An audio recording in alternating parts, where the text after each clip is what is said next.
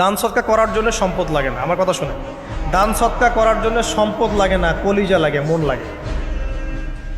বহু বড় বড় মানুষ আছে দান সৎকা করতে পারে না, কোটিপতি, জাকাত দেয় না, আছে না?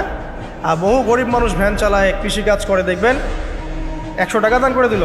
মন থাকতে হয়, মন, কলিজা বড় থাকতে হয়। যাদের কলিজা বড়, মন বড়, তারা দান সৎকা করতে পারবে ইনশাআল্লাহ। আর যার মন বড়, সেখানেই তো আল্লাহ নূর আসবে। সংক্ষিপ্ত মনে কি, সংকীর্ণ মন আল্লাহ নূর কোত্থেকে আসবে? কথা বুঝতে পারেন নাই?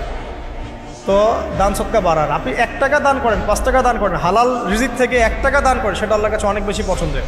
একটা হাদিসে নবী সাল্লাল্লাহু আলাইহি ওয়াসাল্লাম বলেছেন, হালাল উপার্জন থেকে আল্লাহর বান্দারা যখন একটা খেজুরও দান করে, আল্লাহ পাক সেই একটা খেজুরকে আস্তে আস্তে বড় করতে থাকেন, বড় করতে থাকেন, বড় করতে থাকেন। এটা এক পর্যায়ে পাহাড়ের সমান হয়ে যায়। এবং কিয়ামতের মাঠে মানুষ তার দান এবং সাদাকার যে ছায়া, এই ছায়ার নিচে অবস্থান করবে। আপনার বিপদ হয়েছে, দান সৎকা করেন, বিপদ দূর হয়ে যাবে ইনশাআল্লাহ। জটিল কোনো রোগ হয়েছে, কোনো ডাক্তার ট্রিটমেন্ট করতে পারছে না, সৎকা করেন, রোগ ভালো হয়ে যেতে পারে ইনশাআল্লাহ। সৎকার ব্যাপক ফজিলত আছে। সদাকা, দান, সদাকা, দোয়া, এগুলো তাকদিরের যে বিপদ আপদগুলো আছে না, ঝুলে আছে, আমাদের তাকদিরে বিপদ আছে না অনেক, এগুলোকেও সরিয়ে দিতে পারে আপনার। এই শক্তি আছে দোয়া এবং দান সৎকার মধ্যে। আল্লাহ পাক আমাদেরকে বেশি বেশি সদাকা করার তৌফিক দান করুন, আমিন। আর সদাকা নফল না করতে পারলেও কমপক্ষে ফরজ জাকাতটুকু দিবেন, ফরজ জাকাতটুকু দিবেন। কারণ জাকাত, সদকা এবং ব্যবসা, এগুলো হচ্ছে ইসলামিক অর্থনীতির মূল ভিত্তি। এর সাথে কৃষিকাজ।